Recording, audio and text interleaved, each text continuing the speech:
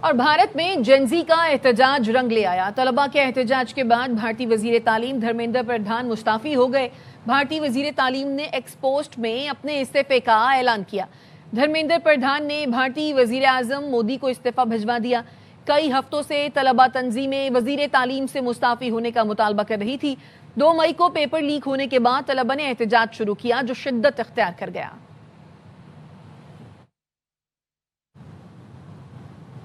طلبہ طاقت زندہ باد۔ کاکروچ جنتا پارٹی نے ایکس پر پوسٹ میں لکھا، وزیر تعلیم نے اپنا استعفیٰ پیش کر دیا ہے۔ سی جے پی کے بانی ابھیجیت دبکے نے کہا، آج ہماری جیت ہوئی ہے، جمہوریت کی جیت ہوئی ہے۔ یقین تھا نوجوانوں کی پرامن جدوجہد رائے گاہ نہیں جائے گی۔ یہ کہتے تھے اس سرکار میں استعفے نہیں ہوتے۔ یہ استعفیٰ اس بات کا گواہ ہے کہ ہم نہیں ڈرے، پرامن طریقے سے بھی مقصد حاصل کیا جا سکتا ہے۔ استعفے کی خبر سنتے ہی جنتر منتر پر موجود طلبہ نے جشن منایا۔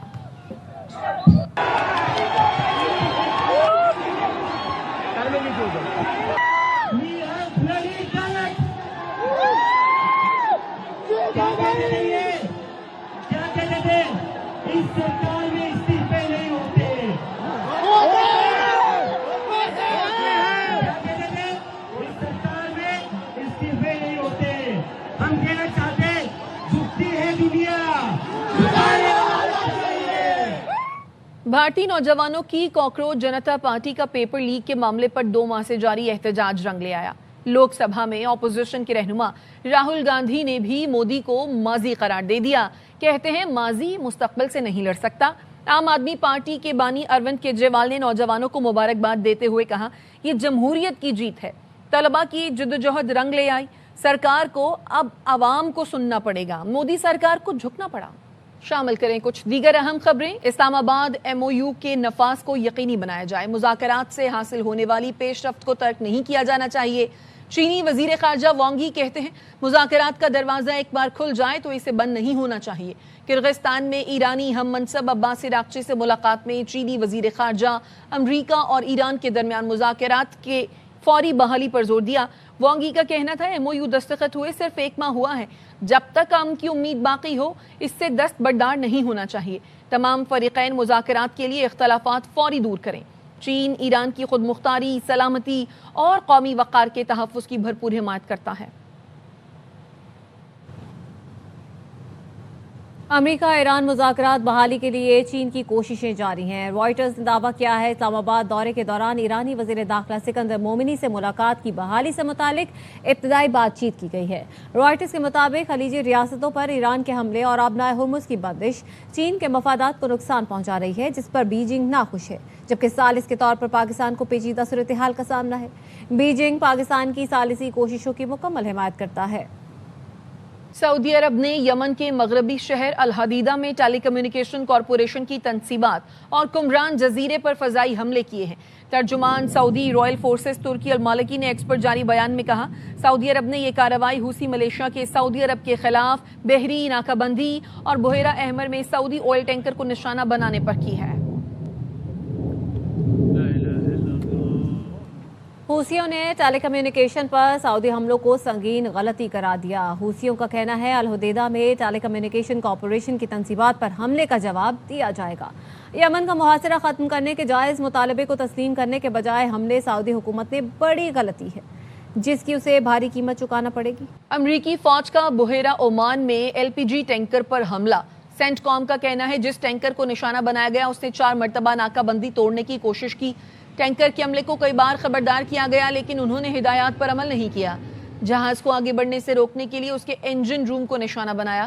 ایرانی میڈیا کا کہنا ہے، ایل پی جی ٹینکر پر امریکی میزائل حملے میں عملے کے 2 ارکان جان سے گئے، جہاز کے انجن روم کو نقصان پہنچا۔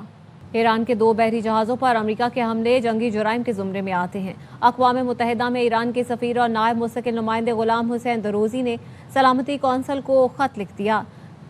ناجی 15 اور ناجی 16 نامی جہازوں پر امریکی حملوں کو بین الاقوامی قوانین کی سنگین خلاف ورزی اور جنگی جرم کی مثال قرار دیا۔ کہا، جب ان جہازوں کو نشانہ بنایا گیا تو وہ کسی بھی فوجی سرگرمی میں ملوث نہیں تھے اور ان پر جان بوجھ کر حملہ کیا گیا۔ امریکی صدر ڈونلڈ ٹرمپ نے کہا، ایران معاہدے کا خواہاں ہے اور ضد بھی کر رہا ہے۔ وائٹ ہاؤس کورسپونڈنٹس ایسوسی ایشن کے عشائیے سے خطاب میں صدر ٹرمپ نے کہا، ایران معاہدہ کرنا چاہتا ہے لیکن انہیں لگتا ہے کہ وہ ابھی مکمل طور پر تیار نہیں ہے. And by the way, they are talking to us right now. They'd love to make a deal. I don't think they're ready to. I don't think it's time yet, but I'm willing to listen. But they cannot have a nuclear weapon.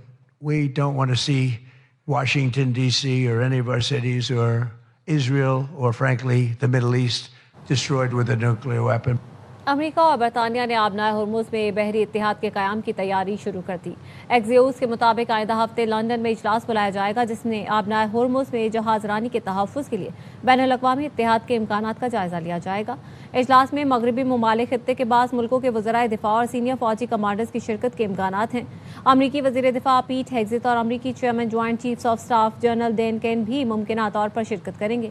ایکزیوس کا کہنا ہے Washington چاہتا ہے اتحادی خطے میں بارودی سرنگیں صاف کرنے والے جہاز، جنگی بحری جہاز اور ڈرون سمیت دیگر ساز و سامان بھیجیں تاکہ راستوں کو تحفظ دیا جا سکے. نائب وزیر اعظم و وزیر خارجہ اسحاق ڈار نے شنگھائی تعاون تنظیم وزرائے خارجہ اجلاس کے موقع پر بیلاروس، ازبک، تاجکستان اور قازقستان کے وزرائے خارجہ سے ملاقاتیں کی ہیں. ملاقاتوں میں تجارت، سرمایہ کاری سمیت مختلف شعبوں میں تعاون کو مزید وسعت دینے کے عزم کا اعادہ کیا گیا. ترجمان دفتر خارجہ کے مطابق ملاقاتوں میں علاقائی اور عالمی صورتحال پر بھی تبادلہ خیال کیا گیا.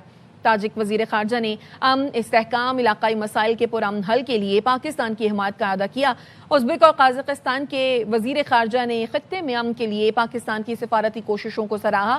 بیلاروس کے وزیر خارجہ نے بھی امن و سلامتی کے فروغ کے لیے پاکستان کی کوششوں کی تعریف کی.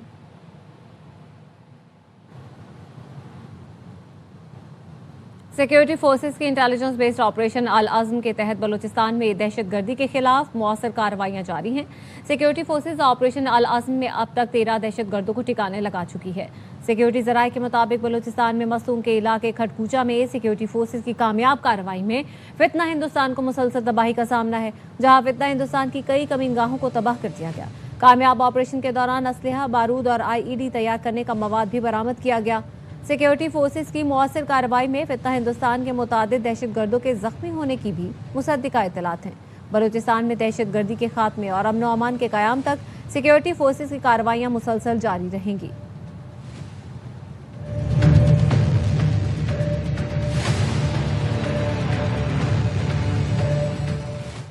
وفاقی وزیر داخلہ محسن نقوی نے بلوچستان میں آپریشن العزم میں کامیاب انٹیلیجنس بیسڈ آپریشنز پر سیکیورٹی فورسز کو خراج تحسین پیش کیا ہے. کہا آپریشن العزم کے تحت سیکیورٹی فورسز بلوچستان میں دہشت گردوں کے خلاف مؤثر کارروائیاں کر رہی ہیں. فتنۃ الہندوستان کے دہشت گردوں کے خلاف سیکیورٹی فورسز کی کامیاب کارروائیاں قابل ستائش ہیں.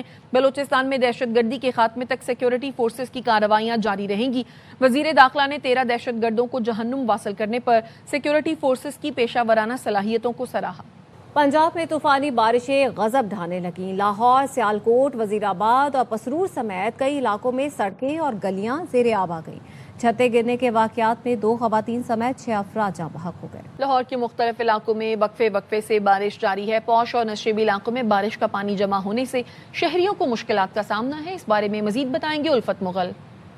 جی بالکل، شہر میں پہلے ہی جل تھل ایک تھا اور اب پھر سے بارش کا آغاز ہو گیا ہے، جس کے باعث نشیبی علاقے جو ہے وہ پھر سے زیر آب ہونا شروع ہو گئے ہیں، کیونکہ پہلے والا پانی اترا نہیں تھا اور اب پھر سے بارش شروع ہو گئی ہے. نشیبی علاقوں کے ساتھ ساتھ جو پوش علاقے ہیں ان کا فرق بھی ختم ہو گیا ہے. شہریوں کو شدید مسائل اور مشکلات کا سامنا ہے. لوگوں کی گاڑیاں خراب ہو رہی ہیں، موٹر سائیکلیں خراب ہو رہی ہیں اور لاہور اس وقت ایک دریا کا منظر پیش کر رہا ہے. انتظامیہ اپنا کام کرنے میں مصروف ہے، لیکن جتنی تیز بارش ہے اور ظاہر ہے پانی اگر آیا تو پھر اترنے میں وقت لیتا ہے. اس کے باعث شہری جو ہے وہ اپنے گھروں تک محصور ہو گئے ہیں. جو ابھی پھر سے بارش برسنا شروع ہوئی ہے تو یہ نشیبی اور پوش علاقے دونوں کے مکینوں کے لیے مسائل اور مشکلات پیدا کر سکتی ہے. جی.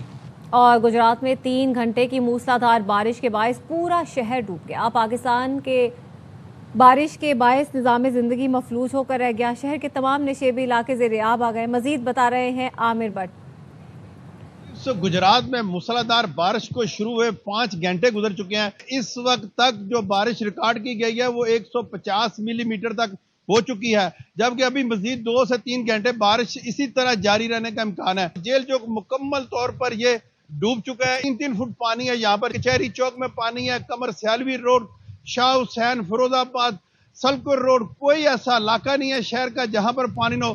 لوگوں کے گھروں، دکانوں، مکانوں میں پانی داخل ہو چکا ہے. बेसमेंट फुल हो चुके हैं। गुजरात में जितने भी वासा के डिस्पोजल है बकायदा वहां पर वर्किंग हो रही है, काम चल रहा है। इस वक्त गुजरात में पानी बहुत ज्यादा आ चुका है और जब बारिश रुकेगी तो उसके बाद देखा जाएगा कि कितनी तबाही हुई है, लोगों का कितना नुकसान हो चुका है। और सरगोदा में मूसलाधार बारिश के बाइस सूरत हाल क्या है, ये जानते हैं नुमाइंदा ARY न्यूज़ अब्दुल हन्नान चौधरी से। अपडेट कीजिए अब्दुल हन्नान। यहाँ आज सुबह से होने वाली तेज और मूसलाधार बारिश ने शाहीनों के शहर सरगोदा का मौसम तो खुशगवार बना दिया है, लेकिन हर तरफ पानी पानी कर दिया है। इस वक्त हम यूनिवर्सिटी रोड सरगोदा पे मौजूद हैं। यहाँ पे हर तरफ पानी पानी है। अंदरूनी शहर और नशेबी इलाके जो है वो बुरी तरह इस वक्त पानी में डूब चुके हैं। वासा का महकमा जो है कुछ अर्सा कबल यहाँ कायम किया गया और 14 अरब की लागत से मुख्तलिफ तरक्याती काम और सेवरेज का निज़ाम डाला जा रहा है। जहाँ पे ये काम मुकम्मल हो चुका है वहाँ पे कुछ वक्त गुजरने के बाद ही वहाँ से पानी जो है वो निकल गया। लोगों का कहना है ये है कि जिस तरह अंदरूनी शहर इंतजामिया और वासा मुतहरक दिखाई दी है, इसी तरह वो इलाके जो अब भी ज़ेरे आब हैं और लोगों के घरों में और मसाजिद में पानी घुसा हुआ है, तो उन इलाकों में भी इंतजामिया तवज्जो दे और वहाँ के लोगों को आसानी पैदा करे उनकी ज़िंदगी में। जी।